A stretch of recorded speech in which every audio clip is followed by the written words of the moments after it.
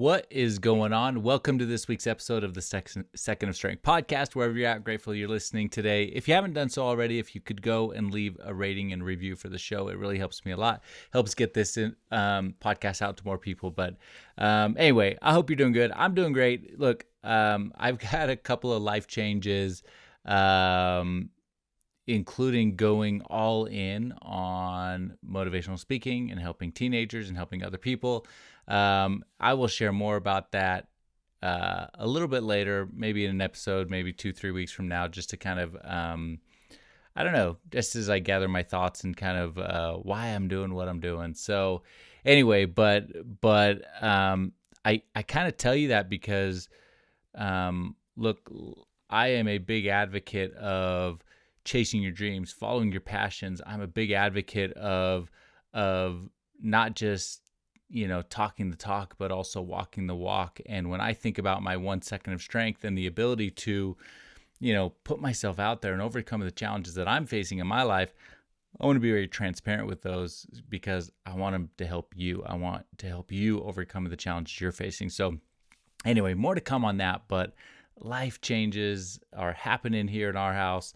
And the end result is I hope I just get to help a whole bunch more people. So with that, leaving a rating and review for the show does help me with that. But today we're going to talk a little bit about helping, becoming the best version of you. And, so what happened was I read this article the other day that talked about it said 6 out of 10 employers are firing some of Gen Z workers that they just hired. So they hired a bunch of workers in 2024 that graduated from college, and 6 out of 10 employers said that they've already let, some of these people go, people go. And Gen Z, if you don't, I think there's a little bit of dispute on what generation is what, but Gen Z, they kind of say it ranges from 1997 to 2013, which would be anywhere from 11 to 27-year-olds.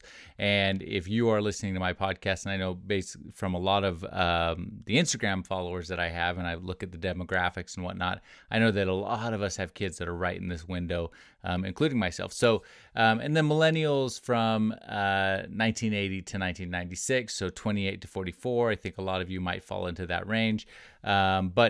But anyway, so this article just said, it was in Fortune magazine. It just said, look, employers are not happy with what's going on in the workforce. These younger generations and younger kids that are graduating, and they're just not ready for the workforce. And it said even that 3 out of 4 companies surveyed said that some or all of their recent graduate hires were unsatisfactory in some way. And look, I mean, it's a statistic, 3 out of 4. I think that probably every employer says that every employee is unsatisfactory in some way. I think that's just the reality of the workforce. But we're dealing with these different generations because we're dealing with, managers and leaders who are of one generation, maybe they're millennials or even older, and now they are dealing with, hiring younger generations, which could be millennials, younger millennials, but also could be Gen Z. And so, but they're saying that a lot of them are just not working out. And I'm kind of sitting back going, well, why? Like what's going on? Because I have kids that I want to make sure that they are doing okay and that when they enter the workforce that they're going to be successful, because I think that's what we want, right? When we think about our goals, like my goal in life is to help my kids. One of my goals is to help my kids become the best version of themselves. I want them to be happy. I want them to reach their potential. And, so I'm sitting here reading this article going, well, wait a minute. So they're not, or you may be in this position yourself where maybe you've been let go from a job for one reason or another. And maybe this podcast is for you, right? Maybe it's for you, or for me as I just left my job, right? So I could speak full time, but here are some of the reasons they said. They said that the reason it didn't work out, the biggest things: 1, lack of motivation, and 2, lack of initiative.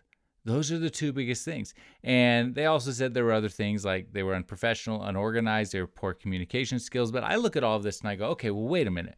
So lack of motivation, lack of initiative, like what is causing that? And I think that some people, I don't know, some people just aren't motivated in general, right? Or maybe they're not passionate about the job. Maybe they got a job, but they weren't passionate about it in the first place. So, so there could be lots of reasons for being unmotivated or lacking initiative or not having initiative, but maybe they never learned how to have the initiative. Maybe it's something in the way they're raised, something's going on that is creating this. And so what I want to talk about today is, what are you going to do? How can you help your kids, or how can you help yourself to set yourself apart from everybody else out there? And whether that is another Gen Z that could be hired, whether that is your peers, whoever that is, I want to set us up for success so that when we enter the workforce, or we go to our jobs, or when we need to get a promotion, or whatever it may be, we are in position to do that. Because if it's lack of motivation or lack of initiative, that can be solved.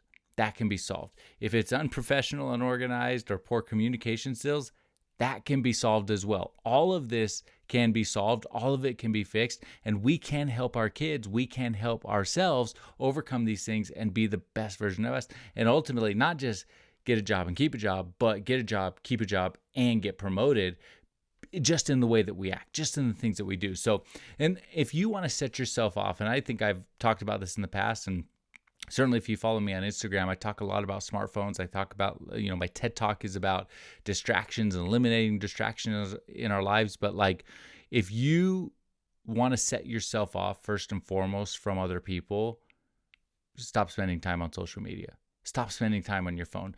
We have become consumers instead of creators. We have become a generation, and then Gen Z as well, where we are spending more time isolated on our phones instead of more time spending time with other people and advancing our lives in other ways. So, a lot of times if we are, and I'm not saying that the smartphone is the reason for all of this, motivation, initiative, unprofessional, unorganized, or poor communication skills. I'm not saying it's all about the smartphone. However, I think that if you just step back and logically go, well, wait a minute, is there one common denominator that's happening in the world right now that is creating this kind of, syndrome for Gen Z, that they're not able to maintain these jobs?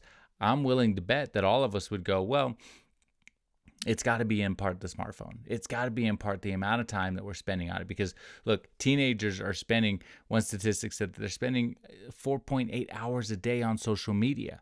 4.8 hours a day on social media. Americans are picking up their phone 144 times a day. And that's not just Gen Z. That is all. So they're spending 30 minutes a day on Snapchat. They're spending 82 minutes a day on TikTok.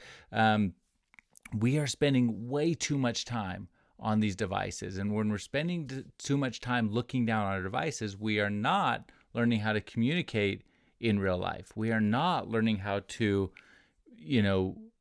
take the initiative doing something else. We are just kind of in our own little world, consuming our own little things. So it's something that we really need to pay attention to. So number one, if you want to accelerate your career, accelerate your life, spend less time on social media and more time interacting and communicating with people in real life. It's the number one thing that is going to set yourself apart. And if the whole world is moving towards more time online and you move towards less time online, you are going to differentiate yourself from the competition, because you're going to learn life skills that are completely different than just being online. And I'm not saying, look, smartphones are going to be important in the future. It's not like you can just hide under a rock and not ever be on a smartphone. You got to learn how to use that tool as well. But let's use it as a tool, and let's not use it as a hindrance to the person that we can become. So that's the first thing that we need to do: separate ourselves a little from our smartphones, and we're going to be better off because of it. The second thing is that will set you apart and make you the best. Almost people are going to be so attracted to you in hiring, in maintaining your job. Attitude is everything. What is the attitude you take into the office every day? Because, and for me, I'm someone who wears my emotions on my sleeve, meaning if I am unhappy, you're going to see it on my face. I'm not a good actor. I am not, that's why when I was on an episode of Yellowstone, they did not, run and be like, hey, this extra needs more screen time. That didn't happen, because I'm not a good actor. I wear my emotions on my sleeve, and But that means that if I'm unhappy, if I'm upset, if something outside of work is bothering me, you're going to know inside of work as well, because I won't have the right attitude. So one, pick your attitude. And I believe that attitude is something you can change. Attitude is something that you can, fake it till you make it. You can choose to rise above. You can choose to be positive. So adjust your attitude, and it will adjust everything in your day. So the third one is take more initiative. So they said that lack of initiative is one of the things that is a hindrance, or why people are losing their job. Well, that we need to take more initiative. What does that mean? It means doing things without being asked. It means anticipating what somebody needs and then doing it. And I'll tell you, just today, my kids walked downstairs to watch a movie. It's Sunday evening, so they were going to watch a movie before getting ready for school the next day. And when they came upstairs, I said, "Hey guys, can I talk to you for a second?" These are my two older kids in high school. And I put my arm around them both, and I looked at the stairs, and I was like, "What do you see here?" And they're like, "We probably should have taken that stuff downstairs." And I'm like, "Yeah, there's chairs from dinner, there's a cooler, and a crock pot. 3 things. You could have just grabbed them on your way downstairs. In fact, you didn't just walk past them. You had to walk around them because it was in the middle of the landing. But so, the initiative is, that probably needs to be done, just grabbing it and taking those things downstairs on your way, right? Because the alternative is, and I think this is part of the problem with employers and why they're struggling, is if you don't take the initiative and do something on your own, then I have to either, one, take my time to tell you to do it, or two, I'm going to have to do it myself. Both of them are problems. And so I told my kids today, I said, "Look, if you don't take this stuff downstairs, and there's 3 items and the 3 of us can do it right now, but if you don't take this stuff downstairs, then somebody else is going to have to do it. And probably me or mom, and she already lifts too much, in the house." So that's the second thing. Take more initiative. Just look for things that need to be done. Anticipate the needs of someone else. Think about others first instead of focusing on ourselves, and it's going to help. And again, going back to smartphones, the biggest challenge we have with smartphones right now is we've become a selfie generation. It's all about self. It's about social media. It's about me instead of about you. It's about others. And we need to live our lives where we are paying attention to others more than we are paying attention to ourselves. And when we do that, and when we turn the lens on other people, then we stop worrying so much about ourselves. So take the initiative. It's going to change a ton of things for you. Number 3, build a reputation of dependability by keeping the promises you make. If there's a deadline, meet that deadline. And this isn't just keeping promises to employers. This isn't just keeping promises to other people, or if you're in school, keeping promises to teachers or anything like that. This is about keeping promises to yourself. I think that one of the biggest travesties we make in our lives is that we tell ourselves we're going to do something, and then we choose or decide to not do it because we just don't. We just break the promise to ourselves. And I think that's one of the biggest travesties, because look, no one is more important than you. You are the one who lives with you every single day. Yet sometimes we break these promises to ourselves. So let's keep the promises we make. Let's build a reputation of dependability. And in our workplaces, in our lives, in our homes, when we do that, other people are going to look to us, and they are going to want us to be around because we're someone that can be trusted in that way. So that is, I think, number 4. I can't remember what number I'm on. Number 5, be positive. Look, people want to be around positive people. People want to be around people that bring them up instead of drag them down. And I think that, as I think about the people in my life, the people who I want to be around, it's people who are going to inspire me, people who are going to help me be happier, people who are going to be positive, people who are going to help me be optimistic. Those are the types of people I want to be around, because life is too short to be dragged down by the people around you. Life is too short. And, they always say you are the average of the 5 people that you spend your time around most. Well, then if you're going to spend a ton of time around people, then make sure you're picking people that are positive. Make sure you're picking people that are going to lift you up and support you in that way. But the flip side of that is make sure you are a reflection of that. Make sure you are someone who's positive. Make sure you are someone who's going to help other people, because then you're going to be invaluable. Then you are going to be indispensable by someone else because you're somebody that they need to have around because you are the type of person who is going to lift them up, and that changes lives. That will change other people's lives and it'll change your life. So anyway, I thought that was such an interesting article, and as I hope this, helps in some way. I don't know. This is kind of an impromptu podcast episode that I just felt as I read this article. In fact, I was going to record a different podcast that I'll probably do for next week. About doing the little things now or they become harder later. And so we'll get to that one in the coming weeks. But when I read this article tonight, I was just like, man, this is just too relevant. I've got sons, I've got daughters.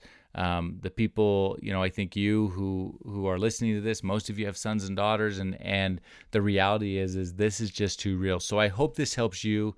And I hope it helps you help your teenagers. And teenagers, if you're listening to this, I hope it helps you too. So, attitude is everything.